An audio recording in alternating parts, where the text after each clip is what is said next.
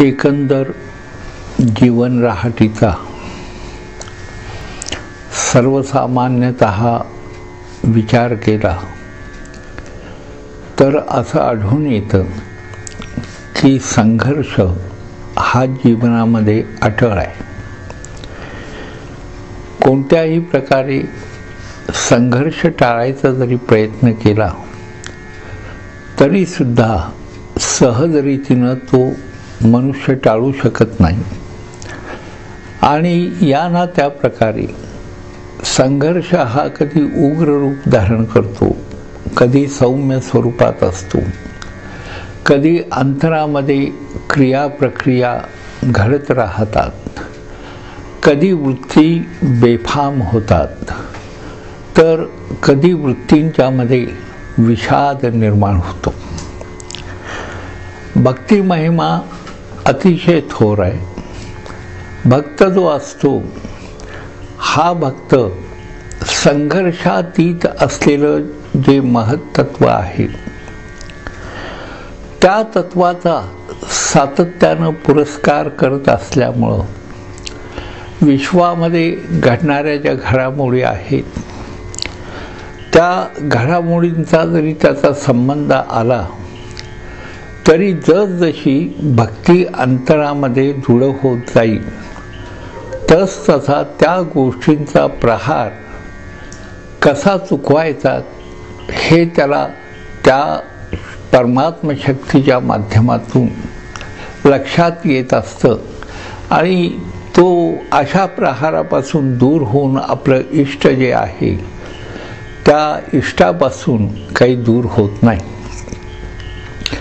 पंत महाराजांच्या संदर्भात आपण जेव्हा विचार करतो तेव्हा आपणाला असं आढळून येईल की पंतांनी ज्या काही कळत न कळत साधना त्यांच्याकडून त्यांच्या हातून झाल्या असतील, आजोळी असताना, वडिलांच्या घरी असताना, किंबहुना त्यांच्या पूर्वजांनी जो काही पुण्याईचा साठा केला असेल त्या साठ्याचं एक सुंदर अशा प्रकारचं परिणत अशा प्रकारचा भाग जर कोणता असेल तर तो पंत महाराजांच्या रूपानं या कुलकर्णी घराण्यामध्ये आलेला आहे.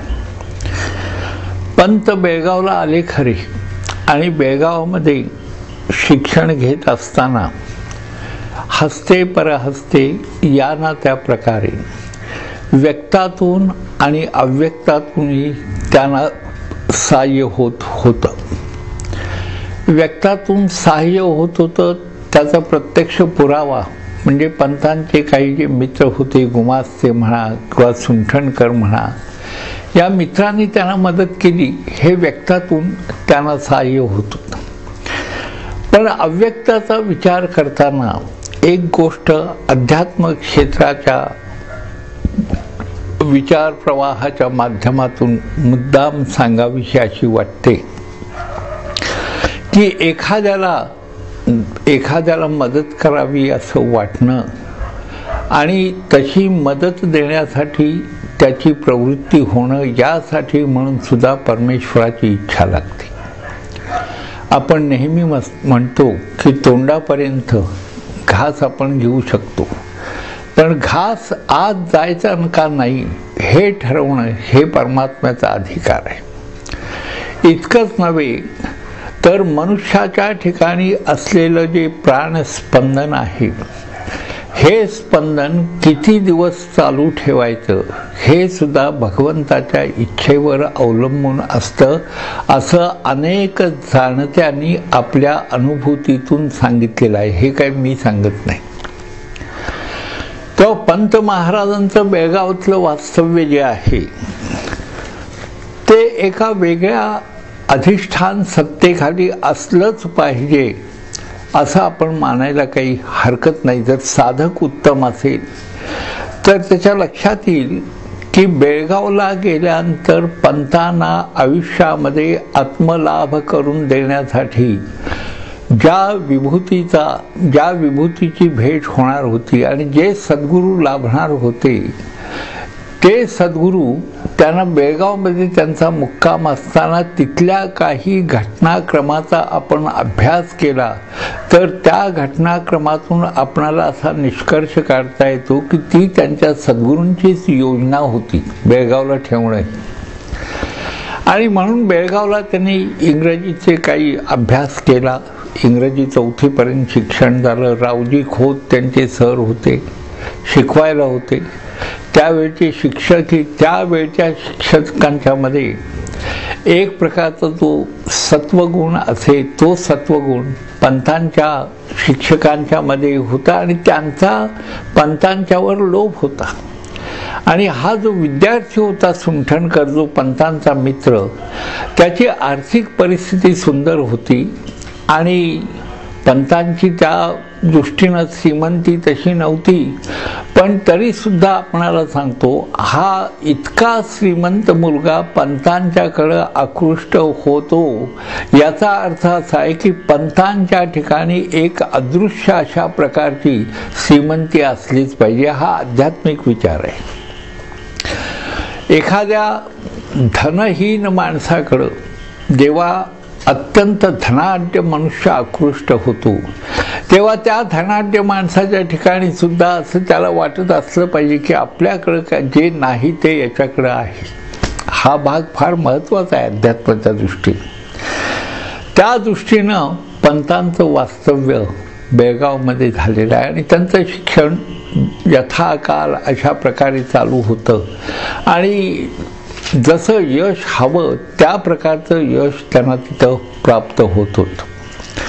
आता आपणाला सांगतो की दत्तप्रेम लहरीमध्ये पंतांनी अतिशय सुरेख आणि सुंदर विचार जो मांडलेला आहे त्या विचाराचा धागा जर कुठा असेल तर तो धागा बालपणापासून पंतांच्या हृदयामध्ये अतिशय सुरेख रीतीनं सिद्ध अशा प्रकारे असला पाहिजे असा प्रत्यय आपणाला पंत वाङ्मयाचा अभ्यास करताना दिसून येतो.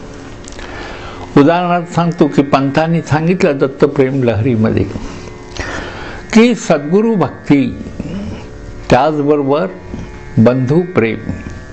बंधुप्रेमाचा अर्थ सांगताना काल मी सांगितला बंधुप्रेम याचा अर्थ केवळ रक्ताची नाती ज्यांच्याशी आहे त्यांच्याविषयीचंच प्रेम असं नाही तर पंतांच्या सर्व वाङ्मयाचा आधार प्रेम हाच आहे. मूलाधार जर कोणता असेल तर तो प्रेम हाच आहे. सर्व अध्यात्मशास्त्रातले जे सिद्धांत आहेत ते सिद्धांत सुरेख आणि सुंदर रीतीनं एकाच अतिशय उत्कट विचारानं गुंफलेले आहेत आणि तो विचार जर कोणता असेल तर तो प्रेमाचाच विचार आहे. ज्ञानेश्वर माऊली सुद्धा अत्यंत लहान वयात ज्ञानेश्वरीचं प्रतिपादन केलं आणि हे प्रतिपादन करत असताना आपणाला सांगतो कुणाचाही अवमान न करता त्यांनी असा विचार मांडला की माझी ज्ञानेश्वरी हा जो ग्रंथ आहे हा ग्रंथ अशा प्रकारे कार्यरत होईल किंवा माझी जी भाषा आहे माझी जी वाणी आहे ती अशा प्रकारे कार्यरत होईल की अमृतातेही पैजा जिंके. माझा मराठाची बोल कौतुके अमृतातेही पैजा जिंके. ऐसी अक्षरे रसिके मेळवीन. रसिकांच्यासाठी अशा प्रकारची निर्मिती मी करीन. आता या ओवीचा अर्थ सरळ सरळ जर आपण घेतला तर आपणाला असं आढळून येईल की काही नाही ज्ञानेश्वर महाराजांच्या ठिकाणी अशी काही अलौकिक किंवा दिव्यत्वाची किंवा प्रातिभ स्फुरण असं काही होतं की जे स्फुरण सगळ्यांना भावेल. पण या ठिकाणी एक मेघ आहे. माऊलीने असं म्हटलेलं आहे की ऐसी अक्षरे रसिके मेळवीन. म्हणजे ज्यांना रस घ्यावासा वाटतो तसं पंथांचा सहवास जो आहे पंथांचा विचार जो आहे पंथांचं जे प्रबोधन आहे या प्रबोधन माध्यमातून आपल्या आयुष्याच्या धारणा काही बनाव्यात असं ज्यांना वाटतं त्यांच्यासाठी पंत हे साक्षात दत्तात्रेयच आहे. यात काही संशय नाही. कारण दत्तात्रेयांची भूमिका, मूलभूत भूमिका दत्तात्रेयांची कोणती आहे तर आत्मज्ञानाची आहे. आणि या आत्मज्ञानाची भूमिका कशासाठी तर आत्मशांतीसाठी. भाऊसाहेब महाराज नेहमी म्हणत असत, आपल्या शिष्यांची जेव्हा ते वार्तालाप करत किंवा शिष्यांना काही प्रबोधन करत, काही सांगत, तेव्हा अतिशय प्रेमानं ते म्हणायचे, काय भक्तीस मूळ विरक्ती. भक्तीस मूळ विरक्ती हे वाक्य भाऊसाहेब महाराजांचे जेव्हा शिष्य ऐकायचे, पुष्कळ लोक असं म्हणायचे, असं का म्हणतात, म्हणजे भक्त हा विरक्त व्हायलाच पाहिजे का, किंवा त्यांनी सगळ्या गोष्टी सोडायलाच पाहिजेत का, किंवा त्यांनी संसार करता कामा नये असं आहे का, असा याचा अर्थ काय. तेव्हा जे जाणते होते त्यांनी असं सांगितलं, असं नाही.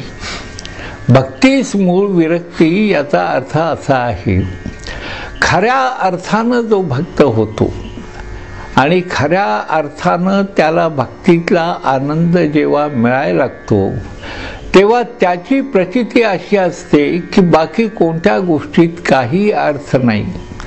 एक जे सत्तत्व आहे किंवा जो सच्चिदानंद आहे, तो सच्चिदानंद सगळीकडं प्रगट रूपानं, गुप्त रूपानं सगळीकडं तोच सच्चिदानंद आहे. तेव्हा विरक्त व्हायचं ही काही वेगळी प्रक्रिया नाही आहे.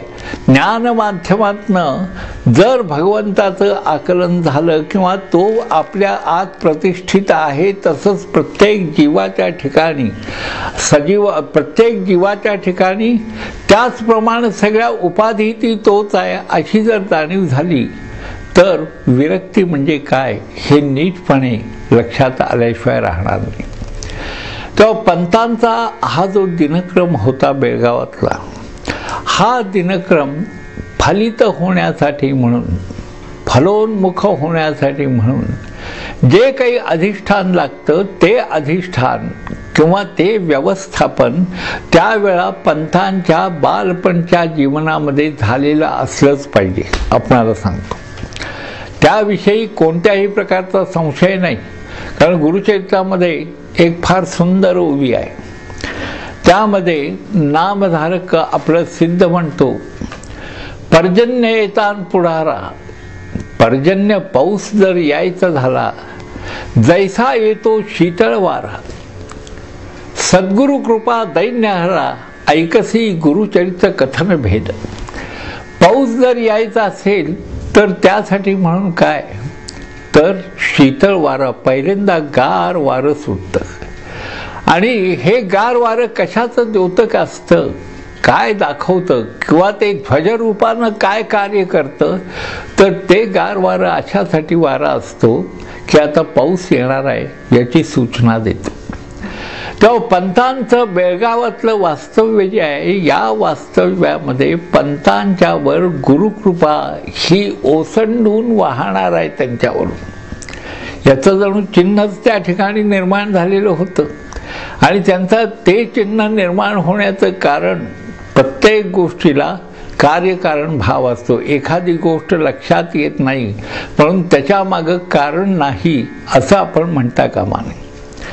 तेव्हा कार्यकारण भाव त्याच्या मागचा कोणता तर पंतांच्या पूर्वायुष्यामध्ये, बालपणामध्ये ज्या ज्या घटना घडल्या, त्या घटनांचा क्रम जेव्हा आपण पाहतो तेव्हा आपणाला असं आढळून येतं की आध्यात्मिकदृष्ट्या विधायक अंतःकरण होण्यासाठी अंतःकरणामध्ये मृदुता जी आवश्यकता असते, ती मृदुता निर्माण होण्यासाठी म्हणून जे काही व्हावं लागतं ते पंतांच्या बाबतीत बालपणी झालेलं आहे त्यांच्या घरी.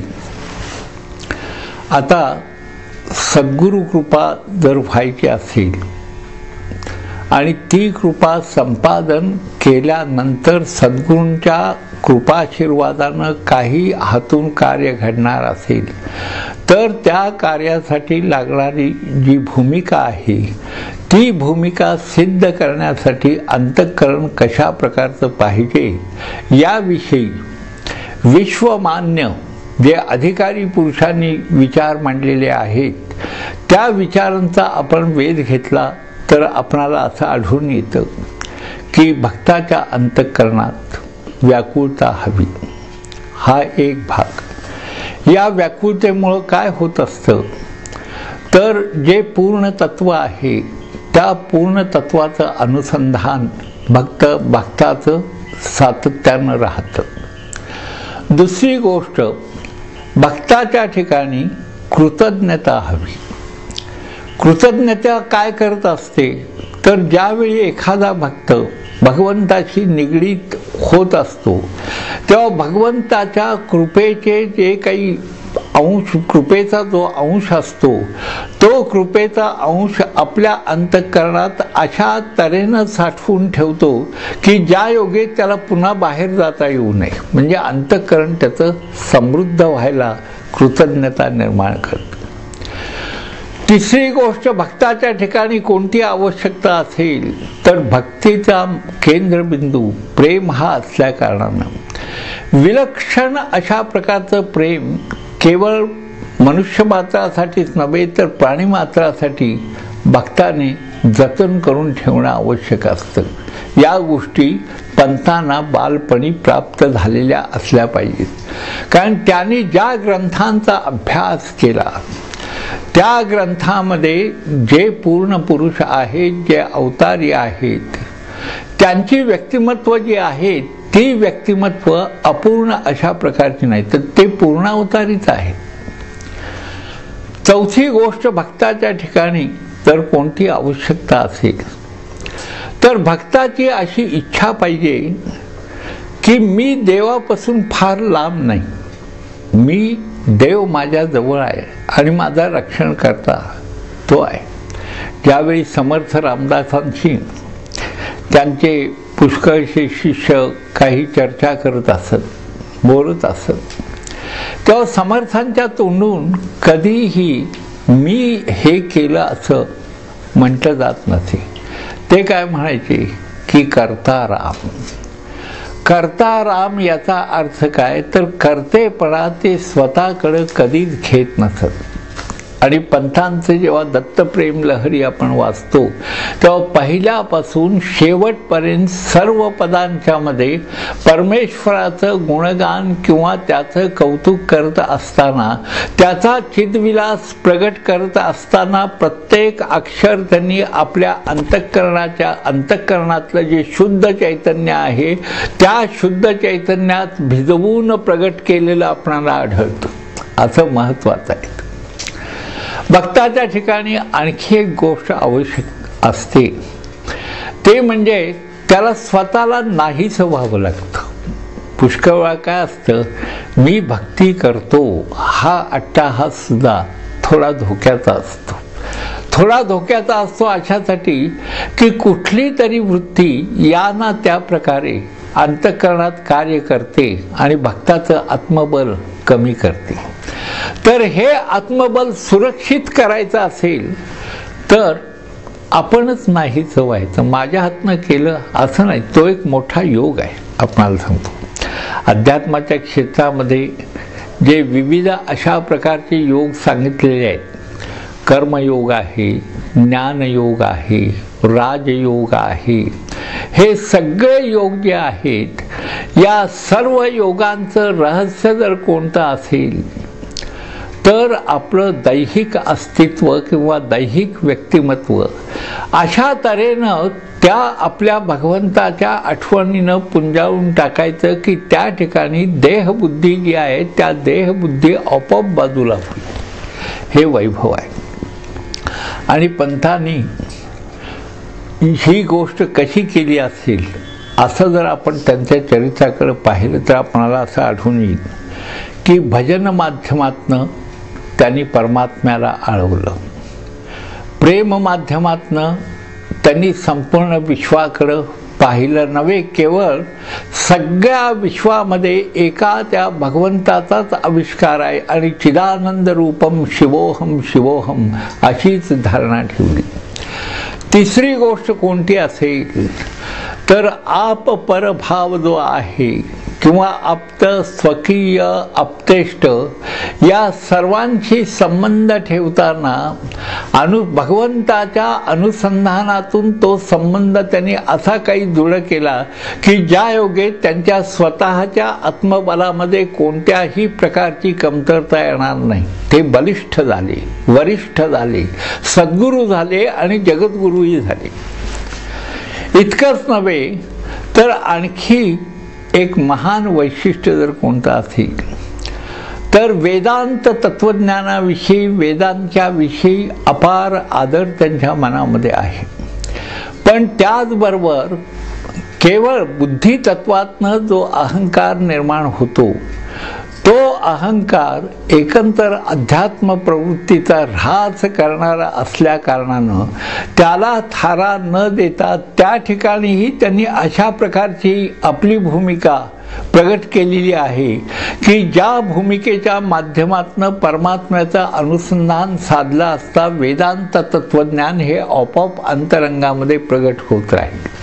हे त्यांचं आणखी वैशिष्ट्य आहे. तर ही सर्व वैशिष्ट्य आपल्याला सांगतो. काय होतं, ही वैशिष्ट्य कशी जतन करावीत? अभ्यासातनं, पुस्तकं वाचून, चर्चा करून, वेगवेगळ्या प्रकारे त्याच्यावर कथा उपकथा त्याविषयीच्या ऐकून अशी ही भूमिका तयार होत नाही. तर त्यासाठी म्हणून काय करावं लागतं, तर वृत्ती जी आहे आपली चित्तवृत्ती, या चित्तवृत्तीचा निरोध करावा लागतो आणि तो निरोध सुद्धा आपल्या हातात नाही अशी धारणा करावी लागते. योगाचं दुसरं सूत्र जे आहे पातंजल योगामध्ये, त्यामध्ये त्यांनी असं सांगितलं, योग म्हणजे काय? योग आणि योगायोग याच्यामध्ये फरक आहे. योग म्हणजे जी तद्रूपता आहे ती तद्रूपता जर प्राप्त करून घ्यायची असेल तर त्यासाठी म्हणून चित्तवृत्तीचा निरोध करावा लागतो. पुष्कळ वेळा काय होतं, माणसाचं मन त्याला सतावत राहतं. मनात अनेक प्रकारचे परस्पर विरोधी विचार चालू असतात. त्याने काय होतं, नुसता मनाचा क्षोभ होत नाही, चित्ताचा क्षोभ होतो. आणि चित्त जे आहे त्याचा क्षोभ झाल्यानंतर चित्तवृत्ती ज्या निर्माण होत असतात त्या सर्व चित्तवृत्तींच्यावर प्रहार होतो आणि एक प्रकारचा विषाद, एक प्रकारचा आपल्याला सांगतो वैषम्य आणि त्याचबरोबर एक प्रकारचा ज्याला नर्व्हसनेस असं म्हणतात हा निर्माण होतो आणि मनुष्याचा आत्मक्षय होतो. पंतांचं जीवनच असं आहे की ज्या ठिकाणी या आत्मक्षयाला जागा नाही. बाळीकुंजीला आत्ता सुद्धा गेल्यानंतर कितीही अंतःकरण जरी प्रक्षुब्ध असलं किंवा मनामध्ये नाना प्रकारचे विचार जरी संत्रस्त करत असले तरी सुद्धा त्यांच्या समाधीपुढं गेलं, त्या आवारात गेल्यानंतर एक प्रकारची अशी शांतता जाणवत राहते की ज्या शांततेमुळं मनुष्याला असं वाटतं की भूक लागली असली तर जीव नये, तर केवळ पंतांच्या आठवणीनंच एक प्रकारची तृप्ती आपणाला होत आहे असा अनुभव तिथे येतो. तहान लागली असली तर असं वाटतं की पंतांची आठवण जी आहे ही आठवण म्हणजे अमृत आहे आणि ते अमृत आपणाला इथं आल्यावर प्यायला मिळतं, त्याने मी धन्य होत आहे. तिसरी गोष्ट अशी आहे, प्राणाचा आधार जर कोणता असेल तर श्वासोश्वास आहे. मग बाळीकुंजीत गेल्यावर जेव्हा श्वासोश्वास चालतो तो कसा चालतो, तर दत्त नामाचा श्वासोश्वास चालतो. आणि दत्त हे तत्व कसं आहे, अविनाशी आहे. त्या अविनाशी तत्वाचा सहवास लादल्यामुळं काय होतं, तर एक प्रकारचा वेगळा प्राण संचय आपल्या ठिकाणी झालेला आहे आणि आपण अमृतमय होत आहोत अशा प्रकारची धारणा होत असते. तेव्हा या धारणेचं अधिष्ठान काय हे आपण पुढल्या प्रवचनामध्ये पाहणार आहोत.